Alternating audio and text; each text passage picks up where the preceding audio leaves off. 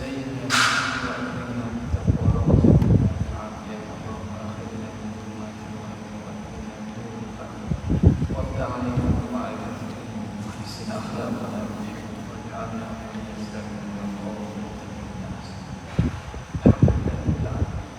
الحمد لله tersambung dengan kitab syarah Al-Qur'an Al-Mubarak. Amma burhan wujudi qiyamih ta'ala. Bismillahirrahmanirrahim. Qala al-mu'allif rahimahullah wa nafa'ana bihi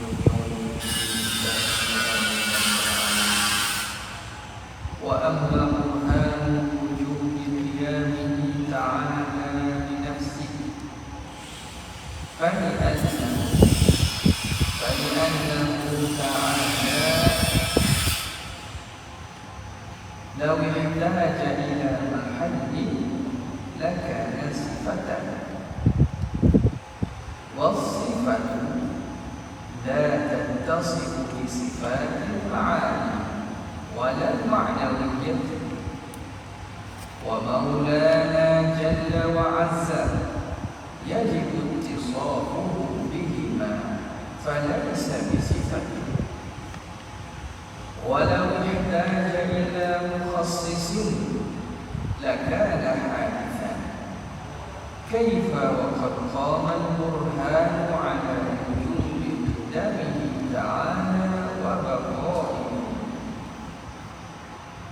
Kata muallif rahimahullah, wa amma burhan wujudi qiyamihi ta'ala bi nafsihi, adapun dalil bagi wajib berdiri Allah dengan sendiri. Jadi apa makna berdiri Allah dengan sendiri?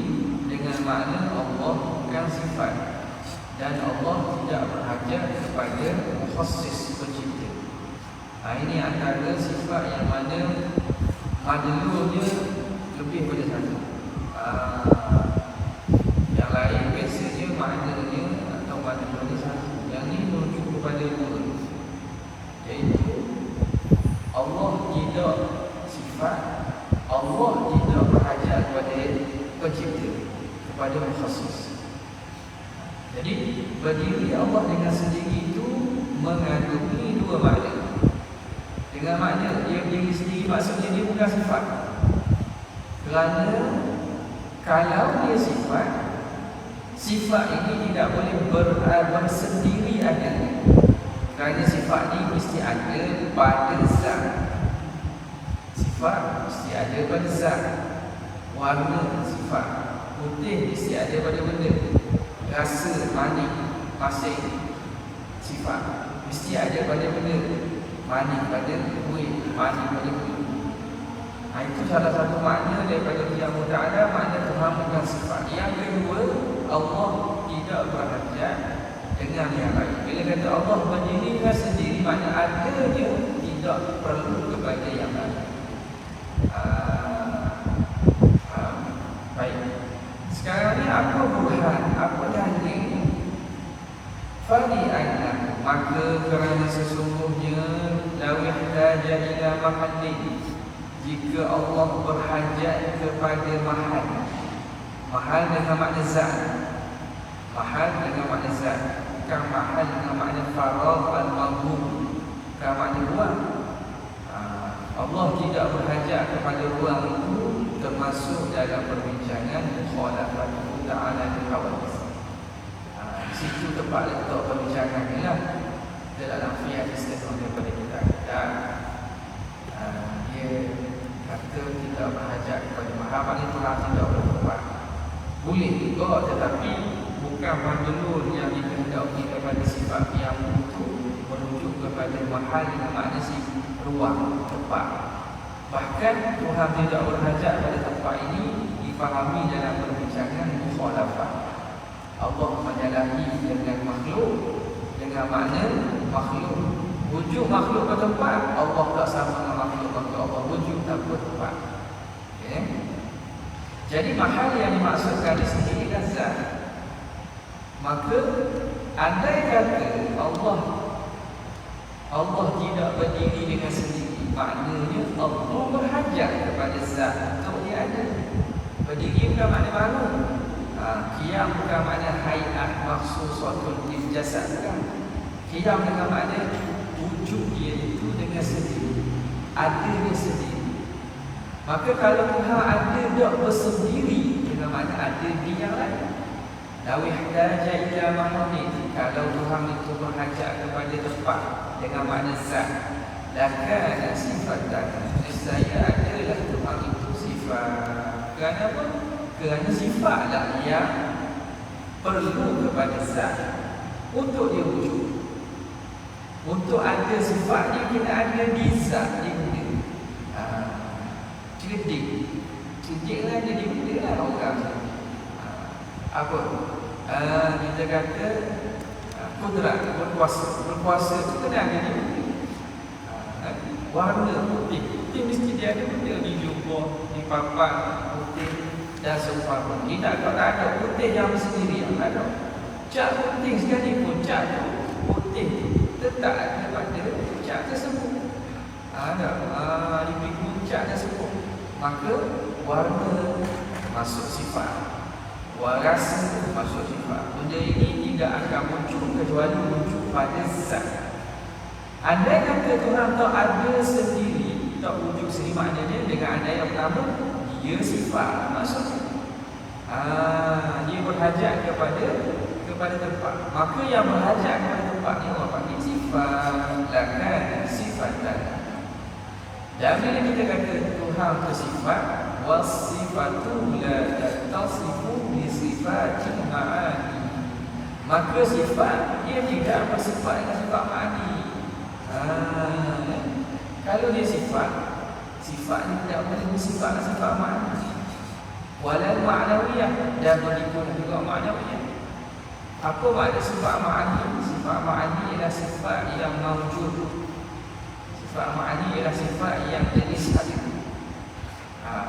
Sifat yang jenis hadir, bukan jenis faham saja, tapi sifat yang ada sungguh. Sekira-kira dapat kita faham erti pada luar, ada dengan dapat kita tengok, dapat kita rasa, dapat kita dengar.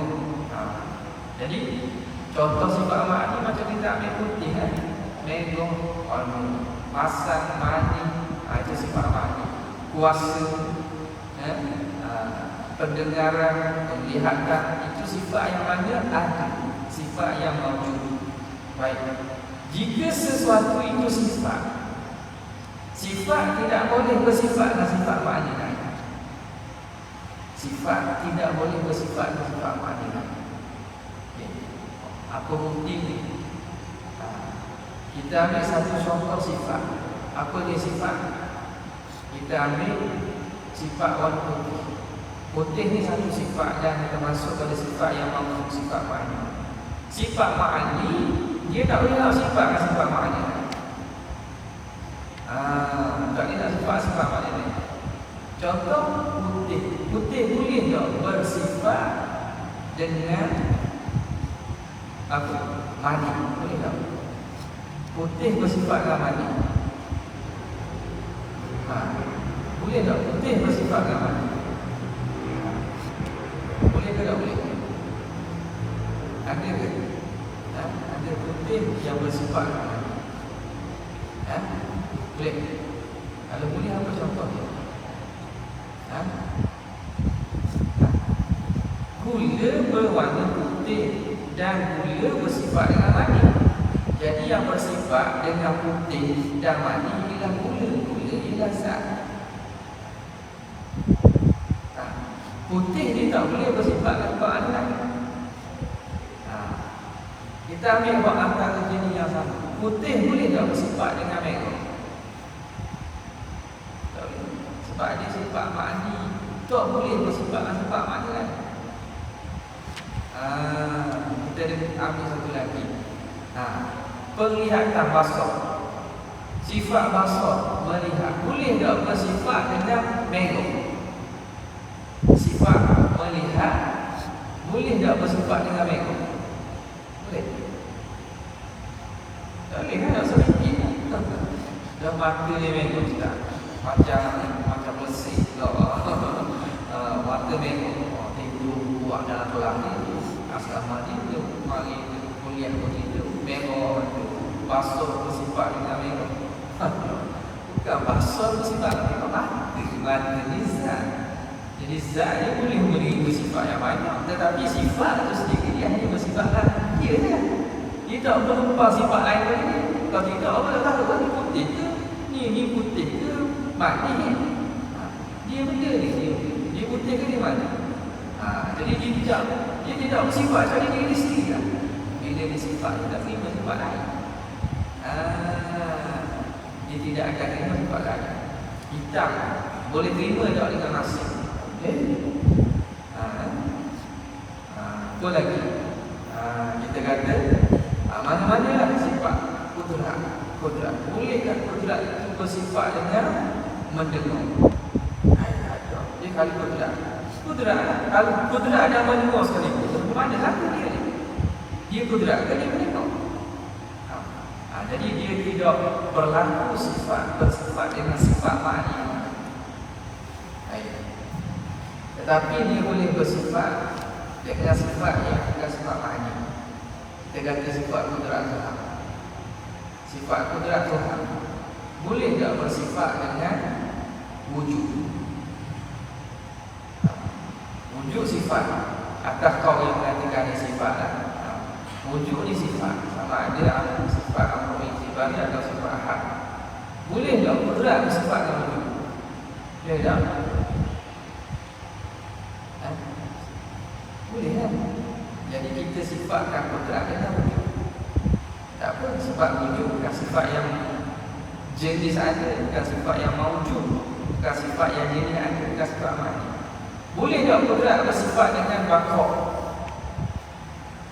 Boleh tak? Memang kudrat Allah bersifat dengan bakok. Boleh tak kudrat bersifat dengan pinang? Memang kudrat bakok. Jadi dia boleh bersifat dengan sifat lain daripada sifat yang mawujud, lain daripada sifat ma'ani. Sebab itu dia kata wasifatu la tasifu bi sifatil ma'ani. Sifat yang tidak boleh bersifat dengan sifat ma'ani wala ma'nawiyah, dan itu juga tidak bersifat dengan sifat ma'nawiyah. Maka bila kita kata Tuhan ini tak berdiri dengan sendiri, faham daripada situ Tuhan ini tak ada sendiri, maknanya ada yang tak ia ni sifat. Bila dia sifat, maka sifat tidak boleh bersifat dengan sifat. Wa maulana jalla wa azza yajibu ittisafu bihima. Walhal Tuhan kita Allah bersifat, wajib bersifat dengan kedua-duanya. Mana? Sifat ma'ani dan ma'nawiyah. Walhal kita yakin bahawa Allah wajib bersifat dengan sifat ma'ani, wajib bersifat dengan sifat ma'nawiyah. Kudrat iradah semua itu sifat ma'ani. Kaum qadir, kaum mu'minin, sifat memang Tuhan bersifat-sifat itu.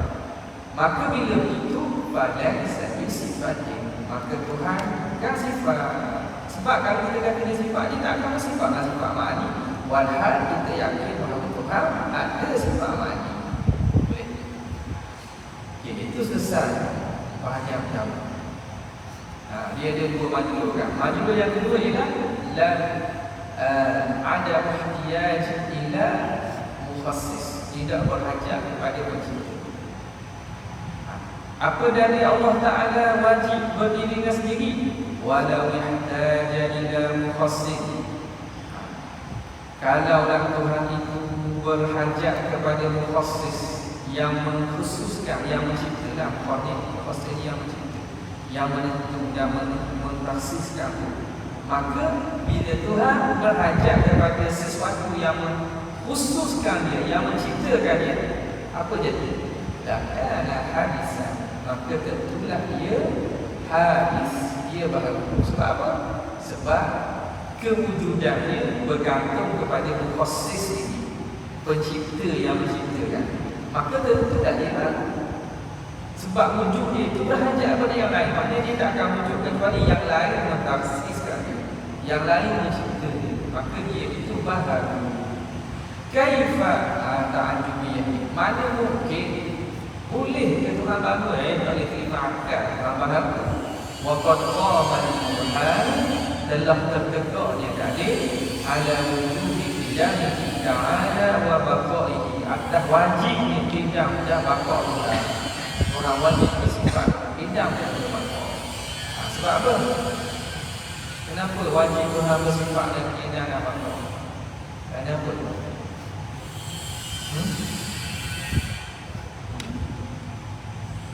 Kalau tidak, mana tidak nak jadi apa? Jawab. Ha? Boleh? Jangan jawab tu. Kenapa Tuhan wajib sifat tidak bakar? Kalau tak bakar, tak bakar. Kenapa tak? Tak bakar dan tak apa nama ni wajib sifat tidak bakar ada apa? Ha? Kerana bawa kepada ada tasasul. Kerana melazimkan daur dan tasasul. Kalau dia tak bersifat dengan tidak yang bakar, maka lazim dan tasasul. Lazim dan tasasul mustahil. Jadi, qala syarih rahimahullah, taqaddama telah terdahulu anna qiyamahu ta'ala bi nafsihi, bahawa berdirinya Tuhan dengan sendiri itu. Apa makna berdiri Tuhan sendiri itu? Ibarat ni makna reti, faham daripada ibaratun an istighnaihi 'anil mahal wal mukhassis. Faham daripada terkaya Allah daripada tempat dan juga mukhassis pencipta. Kita sebut dahulu pada perbincangan sebelum ni kan, bab bahagian pernyataan tentang hidup. Sekarang ni bab kedua. Bab kedua. Bila nak habis saya cepat. Mana ni? Ya, ini bicara yang panjang ni. Ada sekumpulan tu dia ada orang kita orang buat lagi. Tak orang buat ada orang kata. Pada tetla'nya usuliyyin keluar jadi ahli faktor. Ya. Jadi apa tadi? Dia kata telah sebut pada bahagian yang dulu ni, dia masuk bahagian tentang perhentikan dalil. Dalil sifat Rasul dan Rasul ini kan. Ini perbincangan tentang dalil. Telah taqaddama qiyamahu ta'ala bi nafsihi, bahawa berdiri Tuhan dengan sendiri itu ibarat faham daripada istighnaihi, terkayanya Allah, anil mahal wal mukhassis, daripada tempat dan juga pencipta. Jadi qiyamuhu ta'ala ni masuk sifat apa? Dia panggil sifat salbiyah kan. Sifat salbiyah ni sifat yang maknanya penafian. Apa makna qaimun bi nafsi? Allah berdiri sendiri memang Allah bukan sifat, Allah tidak berhajat kepada pencipta. Menafikan sifat dan menafikan Tuhan berhajat kepada pencipta, mukhassis. Okay. Amma burhanu istighnaihi anil mahalli, adapun dalil terkayanya Tuhan daripada tempat. Apa makna tempat ini? Ai zatin yaqumu biha. Anil mahal ai an zatin yaqumu biha. Terkaya Tuhan daripada zat yang berdiri Tuhan biha bizat. Zat ni yuzakkar wa yuannas. Zat ni kalimah yang boleh dimuzakkarkan dan boleh dimuannaskan.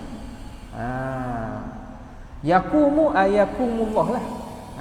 Berdiri Allah padanya pada zat. Jadi ada pun dalil terkaya Allah daripada mahal. Mahal dengan makna zat yang berdiri Tuhan pada zat tersebut. Fali annahu, maka dari kerana sesungguhnya law ihtaja ila mahallin, kalau Tuhan berhajat kepada tempat, lakana sifatan, nescaya Tuhan tu jadi sifat lah. Kalau Tuhan berhajat kepada tempat, maka Tuhan tu sifat. Kenapa? Li'annahu la yahtaju ilal mahalli illa sifatu. Kerana tidak berhajat kepada tempat itu kecuali sifat. as-sifatu jadi fa'il kepada yahtaju. Dia panggil apa nama, istisna mufarraq di sini Kerana apa? Kerana jumlah sebelum illa belum tam. Maka sifat itu menjadi fa'il kepada yahtaju. Kerana tidak berhajat kepada tempat kecuali sifat. Sifat saja yang berhajat pada tempat ni. Tempat ke mana zat lah. Kita berhajat kepada zat tak? Kita tak berhajat pada zat. Kita ni zat.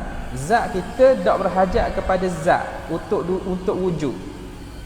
Wujud maksudnya kita tak berada pada yang lain.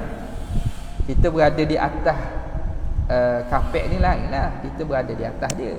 Faham tak? Bukan kita ni berada di dia. Putih kena ada di benda. Putih di papang ni kan. Putih dia kena ada di benda. Kita panggil apa lagi?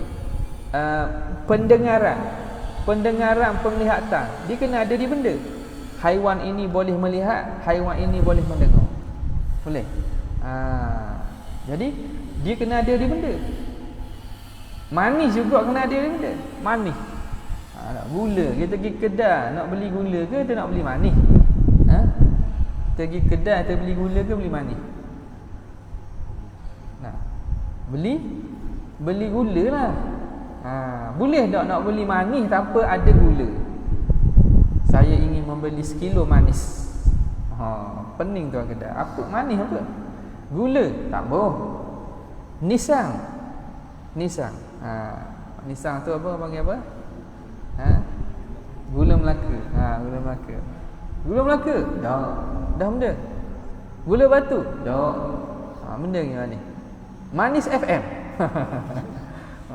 Tu juga bukan benda tu. Kenapa? Jadi boleh tak manis tu duduk berasingan? Tak boleh. Dia kena duduk di benda. Kerana dia sifat takkan wujud berasingan daripada zat. Jadi yang hanya berhajat pada zat untuk dia wujud ialah sifat. Adapun kita lah maksudnya berhajat duduk kita pada benda-benda tak? Seperti menempelnya putih pada papang ni, menempelnya putih pada kain. Jadi kita sebab itu takrif zat apa dia? Zat ialah maqama bi nafsihi. Zat ialah sesuatu yang berdiri sendiri. Adanya tu bukan di yang lain. Faham Ada dia tu bukan dia yang lain. Itu dipanggil zat. Meja ni meja. Meja ni zat. Meja ni wujud dia ni di yang lain ke? Tak, dia pada diri dia lah. Dia tidak duduk di yang lain. Warna kuning, kuning yang kena duduk di yang lain. Tak boleh kuning terbang gitu. Terbang tu pun duduk udara juga. Putih awan, putih kabut. Putih tu duduk di partikel-partikel air tu lah. Nampak dengan banyak tu jadi warna putih tu je. Nampak Jadi dia mesti duduk pada sesuatu sifat. Adapun zat ialah maqama bi nafsi. Lawan dia sifat. Selain daripada zat itu panggil sifat. Sifat itu maqama bi ghairi, yang berdiri di yang lain. Jadi sifat dia adanya di yang lain. Faham Maka tengok sini. Dia kata kerana tidak bersifat dengan sifat, tidak berhajat kepada mahal kecuali sifat. Illa sifatu was-sifatu la tattasifu bi sifatil ma'ani. Dan bermula sifat itu tidak bersifatlah dengan sifat-sifat ma'ani. Sifat tidak bersifat dengan sifat ma'ani. Macam kita sebut tadi lah. Bila dia sifat, dia tak boleh nak sifat dah dengan sifat ma'ani lain. Sebab dia sendiri itu sifat. Apa dia sifat ma'ani? Wahiyas sifatul wujudiyatu, iaitu sifat-sifat wujudiyah, sifat-sifat yang jenis ada, yang bangsa ada. Kal kudrati wal iradati, seperti kudrat dan iradat. Wala bil ma'nawiyati, dan tidak dengan sifat maknawiyah. Sifat juga bila dia sifat, dia tak akan bersifat dengan sifat maknawiyah. Dia kudrat, boleh tak dia bersifat dengan kaunuhu? Kaunuhu muridang contohnya. Tak, sebab dia kudrat. Yang bersifat dengan kaunuhu ialah zat. Nampak Sifat basar boleh tak bersifat dengan sifat lain? Basar bersifat dengan buta. Tu lawan nam memang mustahil dah. Tak nakut. Sifat yang jenis lain sekalipun. Basar bersifat dengan, kita kata, sifat dengan putih. Tak boleh. Sifat dengan ilmu. Basar dia bersifat dengan ilmu. Pandangan orang berilmu. Pandangan berilmu itu nisbah pada diri orang. Bukan nisbah pada basar dia itu berilmu. Basar dia itu berilmu. Sebab dia nampak tu dia faham tu. Tak, bukan. Basar dia tak bersifat dengan sifat ma'ani. Okey. Sebab dia sendiri itu sifat ma'ani tak. Okey, walal ma'nawiyati, dan tidak bersifat dengan walat la tattasifu bi sifatil ma'nawiyah, tidak juga bersifat dengan sifat ma'nawiyah. Apa itu sifat ma'nawiyah? Ni tak dia takrifkan sifat ma'nawiyah. Wahiyal ahwalu ats-tsabitatu al-mulazimatu lil ma'ani, iaitu hal-hal yang sabit yang melazimi bagi ma'ani, iaitu ma'nawiyah. Apa makna ma'nawiyah ataupun sifat ma'nawiyah? Iaitu sifat hal, dipanggil sifat hal yang melazimi ma'ani. Contoh, kaunuhu qadiran. Kaunuhu qadiran ni sifat ma'nawiyah. Kenapa? Kerana dia hal yang melazimi bagi sifat kudrat. Bila adanya pada zat itu sifat kudrat, maka lazim daripada itu zat itu bersifat dengan kaunuhu qadiran. Jadi kaunuhu qadiran ni melazimi kudrat, ma'nawiyah melazimi ma'ani. Bila zat itu bersifat dengan ilmu, diri Zaid ni ada sifat ilmu contohnya, maka dengan sendiri kita kata Zaid ini orang yang berilmu. Keadaan Zaid yang berilmu, keadaan Zaid yang berilmu tu dia panggil ma'nawiyah. Ma'nawiyah ni ada kenapa? Kerana ada ilmu pada Zaid. Jadi ma'nawiyah melazimi bagi ma'ani. Okey. Kaqadirin. Kaqadirin. Kaqadirin. Qadirin tu buat tanda dah sikit. Yang lebih kita panggil lebih adaq, kita kata kakaunihi qadiran. Itu maknawiyah betul. Qadirin tu kena takwil sikit lah. Sebab qadirin tu kena kepada diri yang bersifat dengan kudrat. Sekarang bila kita kata sifat qadir tu benda, qadir tu ialah zat yang bersifat dengan kudrat. Kita bukan bicara tentang zat, kita bicara tentang sifat. Jadi sifat maknawiyah yang sepatutnya ataupun sewajarnya, al-aula lah, al-aula an yaqula ka kaunihi qadiran. Jadi hak tu sifat maknawiyahnya. Tapi setengah kitab dan setengah tulisan ulama dia buat sifat maknawiyah tu qadirun muridun alimun tak. Dalam lagu sifat 20 gitu kan. Dah. Dalam syik sifat 20 kan. Qadiran muridan. Kenapa tak sebut kaunuhu? Kadang-kadang atas jalan nak ringkas. Atas jalan nak meringkaskan dan atas jalan nak mengikhtisar, ringkaslah. Jadi sifat maknawi yang sebenar bukan qadirun, kaunuhu. Kaunuhu tu. Jadi dia sebut ka kaunuhu qadiran, jadilah itu. Okey.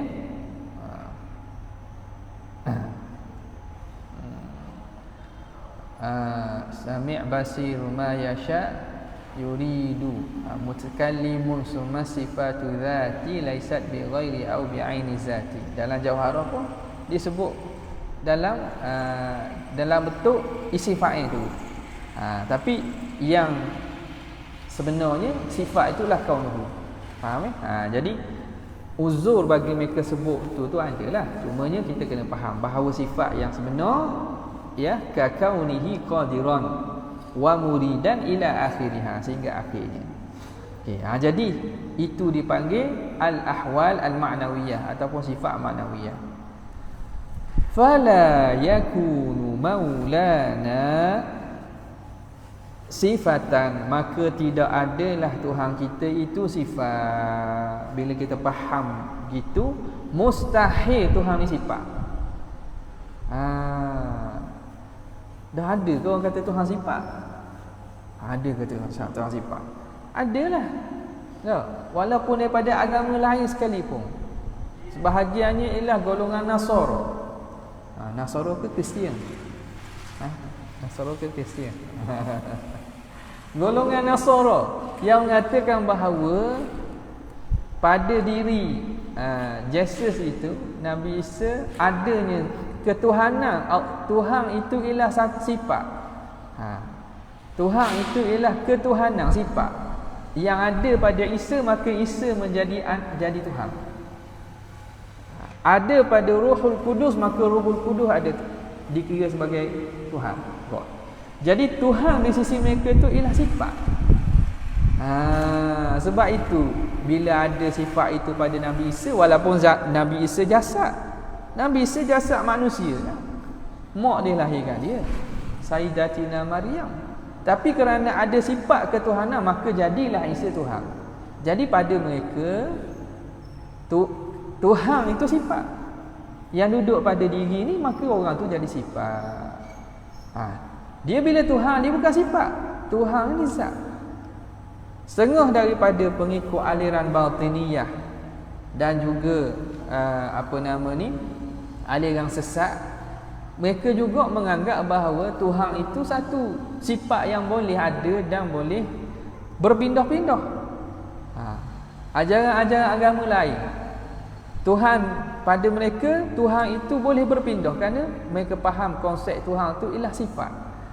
Berlaku, berikanasi, masuk dalam jasad orang ni, maka kena sembahlah dia. Sebab apa? Dia ialah Tuhan abad ini.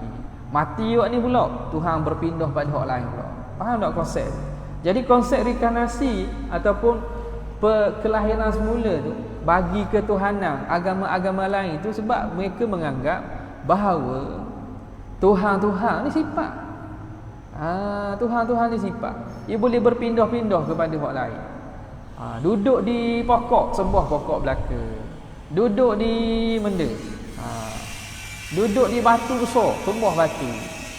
Maka sebab itu penting kita tahu juga pada masalah qiyamuhu ta'ala bi nafsi. Bukan saja-saja. Dalil Qurannya ada. Huwal hayyul qayyum. Sebahagian ulama kata al-qayyum, al-qaimu bi nafsi.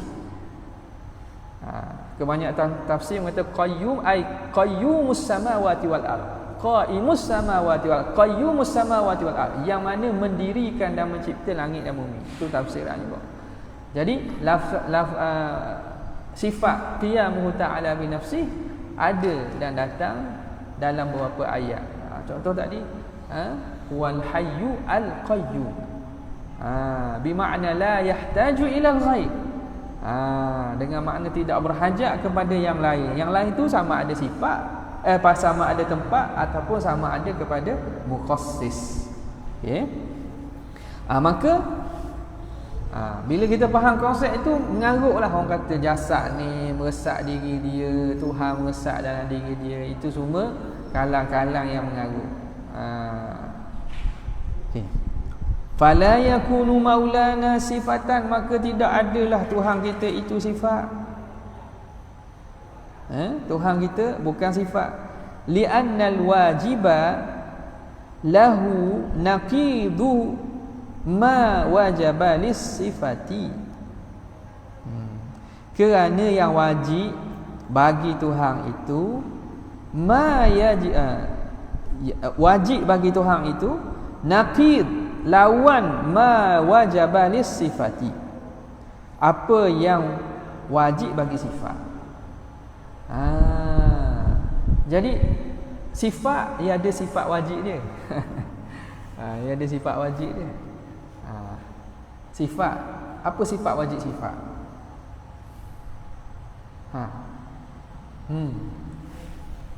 Apakah sifat wajib bagi sifat?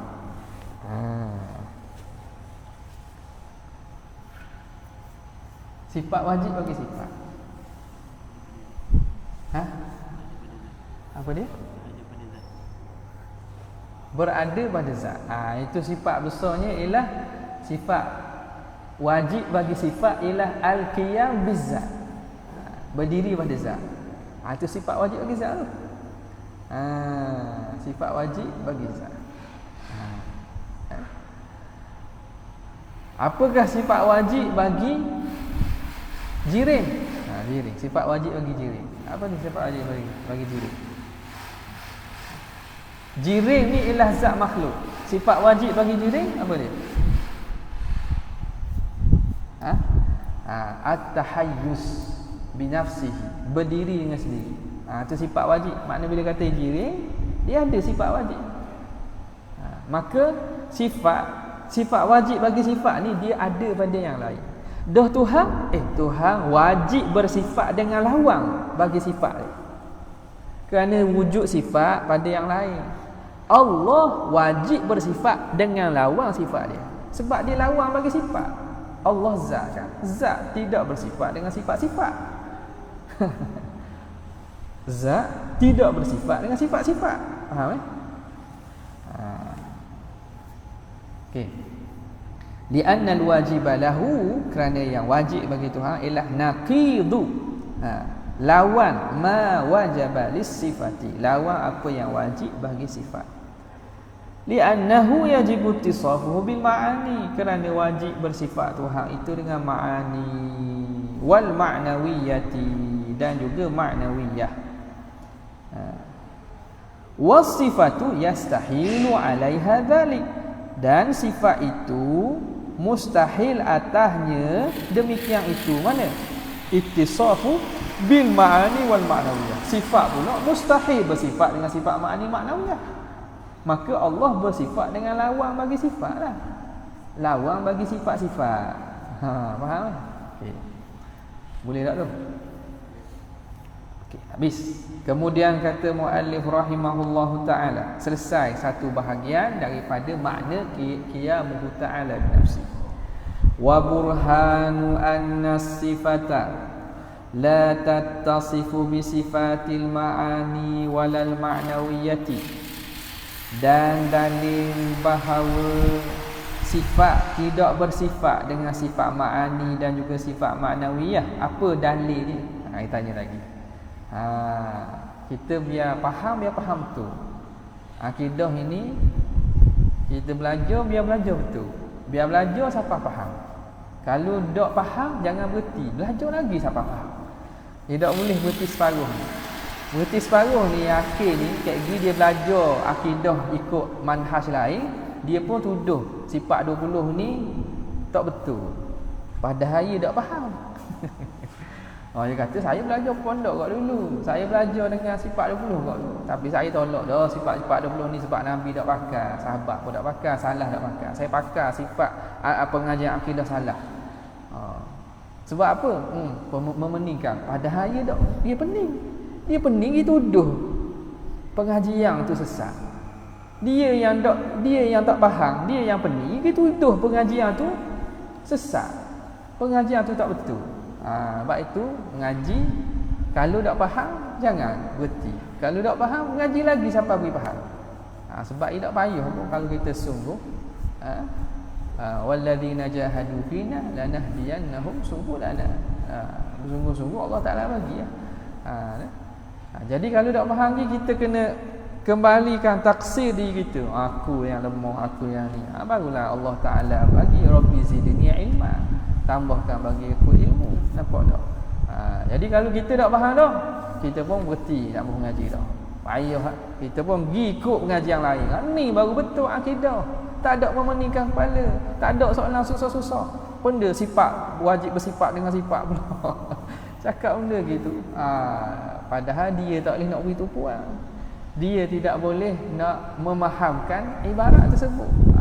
Lalu dituduh pengajian yang salah. Ya. Baik. Maka tadi dia kata dalil bahawa sifat tidak bersifat dengan sifat ma'ani dan juga ma'nawiyah, anna sifata, bahawa sifat itu lau qabilat sifatan, kalau dia terima sifatan ukhra, dia terima sifat lain, la lazima, lazimlah alla ta'ra anha, bahawa dia tidak sunyi daripadanya. Okay. Lazim tidak sunyi maknanya dia mesti. Lazim tidak sunyi dengan makna apa? Dia mesti ada sifat yang satu lagi tu. Kalau sifat dia menerima bersifat dengan sifat lain, maknanya lazima alla ta'ra anha, lazimlah bahawa tidak sunyi sifat itu daripada sifat yang selagi. Sebab dia kata boleh terima kan? Boleh terima. Jadi bila dia menerima, sama ada dia menerima sifat itu atau lawang dia. Bila kita kata ni kita kata ni satu jasad papang putih, papang ini menerima berwarna sebab ia jasad, dia jisim, dia menerima warna, maknanya ia boleh terima mana-mana warna. Kalau ia dak putih, dia warna hitam, dak hitam warna merah, dak merah warna kuning, betul tak? Dah kalau tak ada warna, ada warna? Boleh jadi tak ada warna? Boleh jadi tak ada warna? Boleh jadi kau. Boleh jadi tak ada warna. Tak ada warna dengan apa? Luk sinar. Luk sinar. Faham? Jadi dia juga menerima, sama ada dia kita cak, contoh kita kata cermin lah, cermin jasad, tapi jasad yang kita kata apa nama ni, yang syafaf ataupun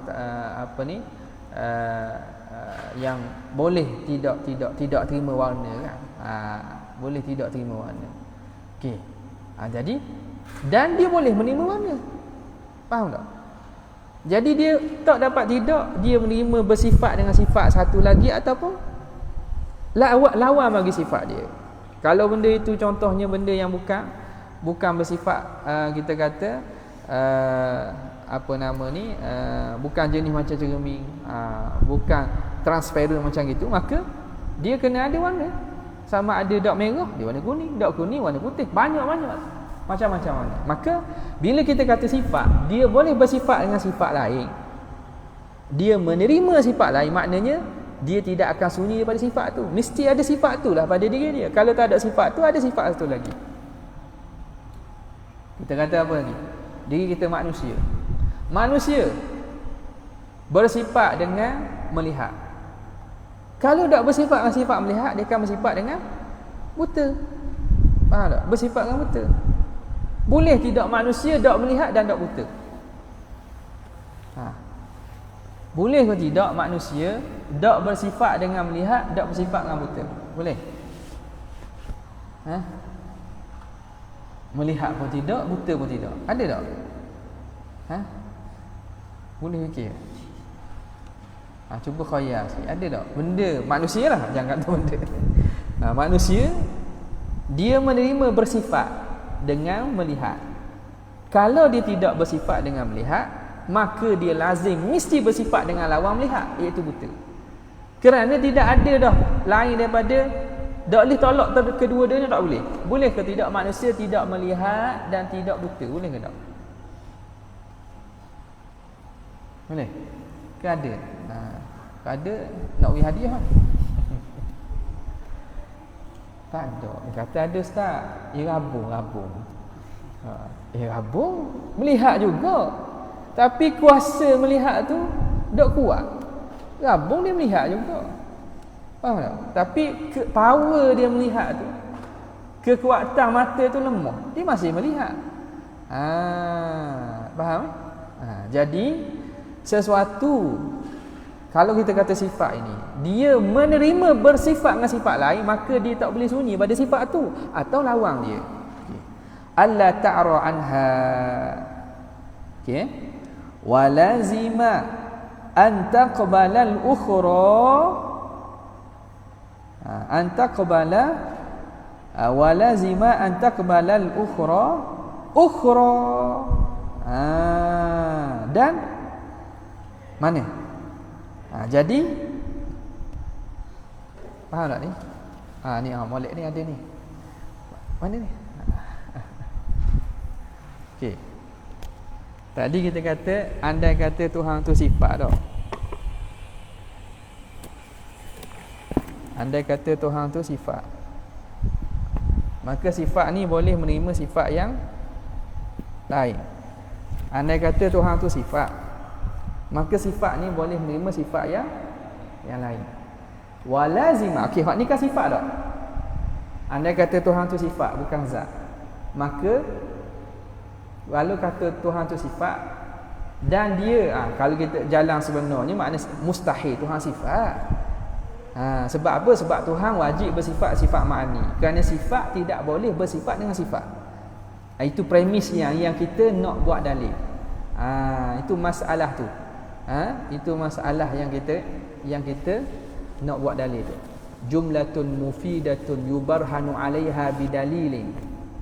Jumlah satu statement yang kita nak cari dalil atasnya. Apa dalil ni? Okey. Apa dalil sifat tidak boleh bersifat dengan sifat? Andai kata sifat bersifat dengan sifat. Okay. Ni sifat tak? Sifat ni juga boleh bersifat dengan sifat sebab ia sifat. Faham tak? Ni kan sifat juga kan? Sifat pun boleh bersifat dengan sifat sebab ia sifat juga. Dan ni sifat tak? Sifat. Apa kan jadi? Tasasul. Faham tak? Benda asas je. Tapi kalau orang masuk dalam bidang ilmu kalam, perbincangan dengan lebih mendalam, benda ni penting ni kena faham. Kalau tidak kita kata apa masalahnya? Sifat bersifat dengan sifat. Apa masalahnya? Apa nama ni? Kita kata bergerak dengan diam. Bergerak dengan diam tu bersifat dengan bergerak dengan diam pula. Bergerak dan diam tu bersifat dengan bergerak dengan diam pula.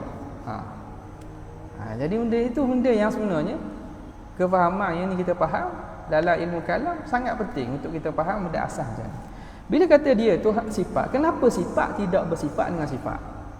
Itu satu premis ayat, statement. Dalilnya andai kata sifat boleh bersifat dengan sifat, nescaya sifat ni pun boleh bersifat dengan sifat. Dan sifat ni pun boleh bersifat dengan sifat. Selesai tak? Takkan selesai lah. Faham? Lazima alla ta'ra anha wa lazima an taqbala al-ukhra. Lazimlah bahawa menerima ukhra. Ukhra mana? Sifatan ukhra. Ni. Lau qabilat sifatan ukhra. Jadi ukhra tu kembali pada sifatan ukhra tadi kan? Lau qabilat sifatan ukhra. Lazima an taqbala al-ukhra sifatan lazima an taqbala al-ukhra ukhra ay sifatan ukhra. Mausuh mahzuh tu ukhra ai sifatan ukhra. Jadi sifat ni pun lazim boleh terima sifat lain. Id buang alif lepas ta. Idla farqa. Jadi kena buat gini. Idla. Silap cetak tu. Idla.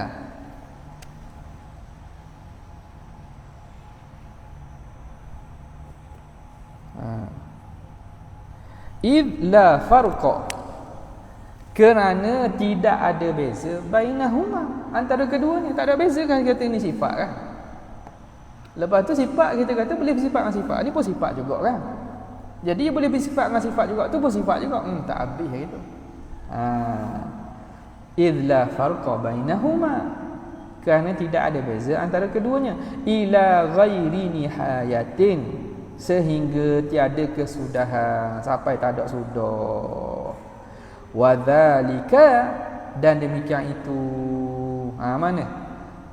Qabulu sifatan ukhra tu, wadzalika tasalsul, itu tasalsul. Itu dia tasalsul. Okey. Wa qad taqaddama, tasalsul ni rantaian, tarattubu umurin min ghairi nihayata laha. terrantainya perkara-perkara yang tidak ada kesudahan baginya. Wa qad taqaddama annahu muhalun, dan telah terdahulu bahawa ianya mustahil lah. Tasasul ni memang maklum mustahil. Orang berakal akan kata tak akan berlaku benda tasasul ni. Wa amma pahajalah masuk kepada bahagian kedua. Kedua ni senang je sebab dia hanya pengulangan bagi dalil-dalil sebelum ni. Wa amma burhanu istighnaihi 'anil mukhassisi, dan ada pun dalil terkaya Tuhan daripada mukhassis bikasri sad, baca dengan kasrah sad, mukhassis. Jadi sebut ni terutamanya orang pengajar Islam, bukan pengajar Islam je, orang Islam lah patutnya, tapi orang pengajar Islam lagi lah. Sad pastikan makhrajnya betul. Ihdinas sirah as-sirah. Ia bukan mucung. Terutamanya rukun qauli. Ihdinas sirah. Apa nak mucung bukan bagi depan. Jadi itu awak kena mengajilah ilmu tajwid betul-betul supaya bacaan awak betul. Jadi bikasri sad, dengan kasrah sad. Baca dengan mukhassis. Sebab boleh baca mukhassas, boleh baca. Ulama buat dobit tu. Ada pula orang tu seorang, dia kata bacalah guna-guna asal faham. Betul faham tu satu ilmu. Baca betul tu satu ilmu juga. Bahkan dalam hadis sendiri pun ulama kata tak, antara dikira seorang tu berdusta, tapi taklah itu yang dituju man kadzaba alayya muta'ammidan, tapi dibimbangi ialah orang yang salah baca hadis. Tapi tidaklah benda itu sampai tahap tu, tapi ulama mengambil berat juga, sebab tu didobit kalimah-kalimah ni dengan betul. Nampak tak? Sebab apa? Sebab Nabi tak baca gini, apa baca gitu? Nabi baca lain, awak baca lain. Jadi kita bimbang termasuk di kalangan man kadzaba alayya muta'ammidan falyatabawwa maq'adahu minan nar. Siapa yang menipu dengan dusta, maka persiapkan tempat dalam neraka. Itu kalam Nabi, kalamullah lagilah kena baca betul. Kena baca molek-molek. Ada kelas tajwid tak di asrama? Ada kelas Quran tak? Tak ada. Kena buat juga. Saya lepas ada. Dia tak boleh, dia kena setiap session kena buat. Kalau hak habis dah tu, kalau dia pandai ajar orang pula. Jangan habis berhenti. Ni berhenti dah, tak apa, saya khatam dah masa tingkatan sekolah menengah. Dah, tak mau baca dah Quran. Tak mau baca dah Quran. Kena bacalah sama-sama kan. Bukan baca muka buku je. Baca buku dah baca muka buku, Facebook. Jadi Quran kena ada. Siapa yang ajar? Tak perlu ada guru kah, alhamdulillah lagi molek. Kalau tak ada, sama-sama awak lah. Sama-sama awak. Benda tu benda yang penting. Besar pahala tu mengaji Quran, ajar Quran tu besar pahala. Ya? Betul lah, betul. Orang mari ngaji sana, mari ngajar sini pula. Orang nak pergi sana jauh juga. Jauh juga. Takut dan lagi lain dulu. Banyak distraction tu. Nak pergi sana apa tu? Lain dulu. Minyak nak habis dah, kita pergi kat ni minum kopi. Lepas sudah. Orang boleh minum, beli kopi. Jadi hok mari ngaji sana, ngaji mana tu, mari ngajar dalam ni pula. Baik ya. Kemudian kata pengarang rahimahullah bikasri sad mukhassis. Apa makna mukhassis? Wa huwal fa'ilu, pembuat. Kalau Tuhan berhajat kepada mukhassis dengan makna pembuat. Mukhassis. Fali annahu, maka sesungguhnya apa dalil Allah Maha Suci daripada mukhassis? Kerana sesungguhnya law yahtaja ilaihi, kalau berhajat Tuhan kepada mukhassis, kepada fa'il, pencipta, lakana hadisan, nescaya Tuhan tu baharulah. Wa dzalika muhalun, dan demikian itu mustahil, lima taqaddama, kerana apa yang telah lalu daripada dalil-dalil, min wujubi qidamihi ta'ala wa baqaihi, daripada wajib qidam Tuhan dan wajib baqa. Wallahu ta'ala a'la wa a'lam. Wa amma burhan Ada soalan? Ada kenyataan saat yang mana dia faham tarik Yaman tak tahu lah. Dia kata kalau di Yaman tak ada pelajar dalam-dalam dia kata. Itu masuk di situ juga tengok tabligh begitu juga. Jadi apa pandangan? Kita pandang kalam tu dengan beberapa kalam ulama lain lagi lah. Antaranya Imam Al-Ghazali dalam kitab Iljamul Awam an Ilmil Kalam. Apabila kita faham kalam seorang dalam konteksnya dan kita faham worldview bagi ilmu, maksudnya ilmu yang wajib bagi setiap orang ada ialah ilmu fardu ain. Maka ini anda rasa sepakatlah dia ulama Yaman ke, ulama Syam ke, ulama Mesir ke, ulama Afrikah Maghrib ke, sepakat bahawa pengajian usuluddin dengan kadar yang melepaskan daripada fardu ain dia itu mesti.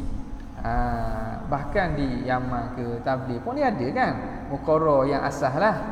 Cuma pada masalah mendalami ilmu usuluddin yang kita namakan oleh sebahagian ulama ilmu kalam. Ilmu kalam. Jadi perbincangan ilmu kalam ni ini perbincangan yang lebih mendalam dalam perbincangan usuluddin. Jadi inilah yang mana sebahagian daripada ulama mereka memberi nasihat kepada orang awam dan tidak menggalakkan orang awam untuk menghabiskan usia mereka pada perbahasan ilmu kalam. Kerana perbahasan ilmu kalam ni ada di sana perbahasan lain yang lebih bermanfaat bagi orang awam daripada perbahasan ilmu kalam. Orang awam yang mana hanya tunggu apa?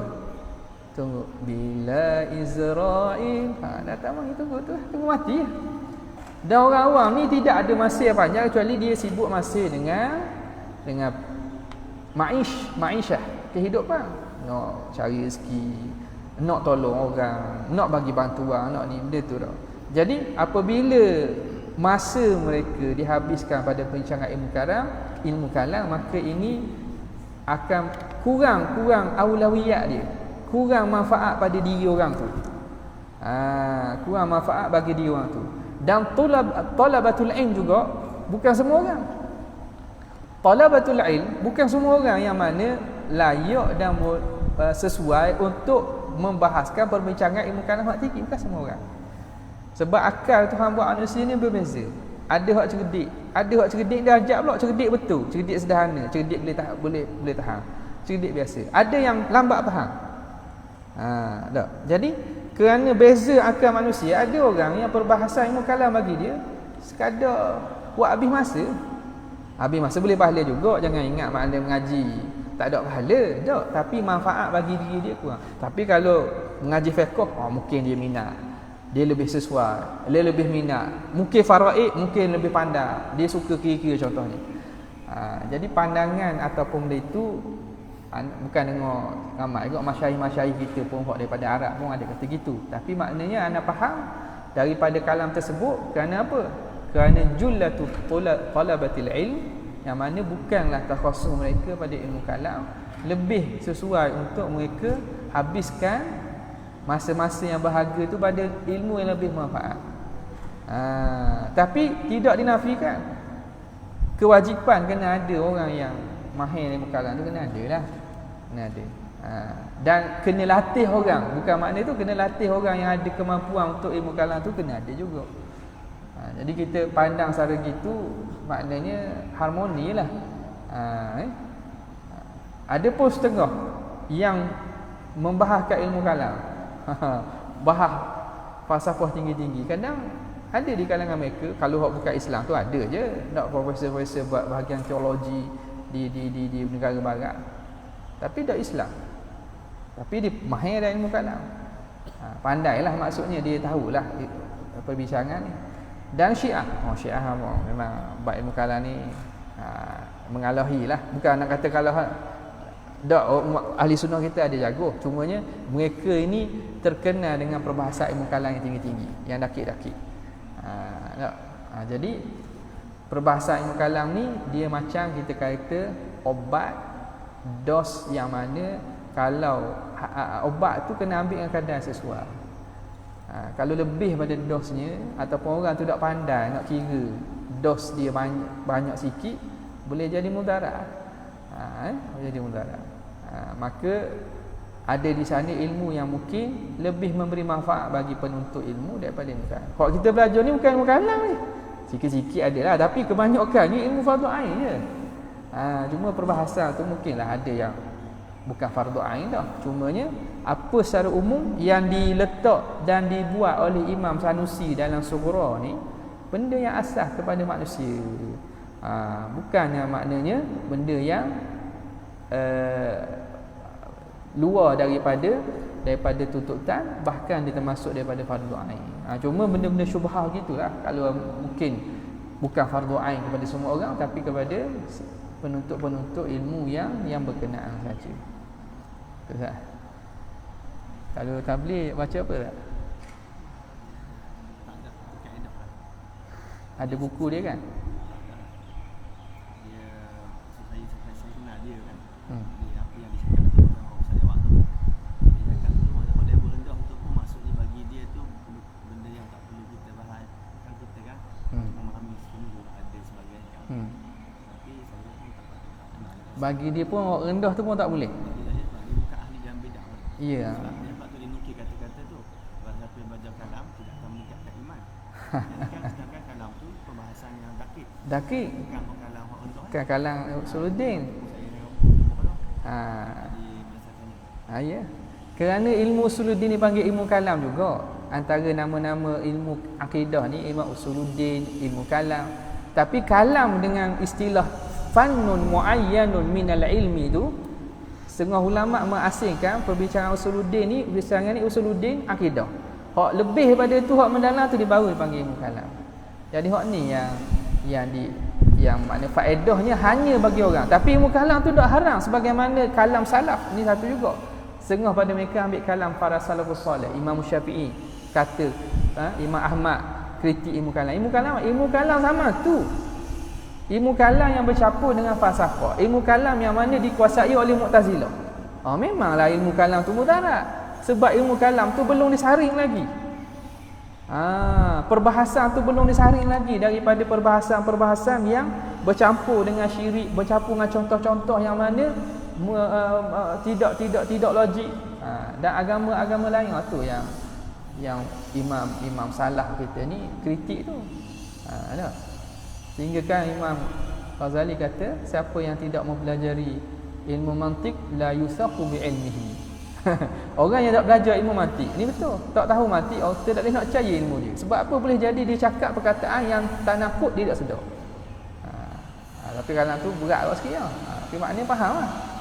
Bagaimana dia tidak ada mizan yang mustaqim, penilaian yang tetap dalam akal dia, maka boleh jadi dia akan menghukum tanpa dia sedar. Hukum dia itu telah merosakkan neraca-neraca yang telah ada dalam Islam. Okay. Boleh? Yes, Wallahu ta'ala ala alam. Sekadar terima. Wabillahi taufiq. Assalamualaikum warahmatullahi wabarakatuh.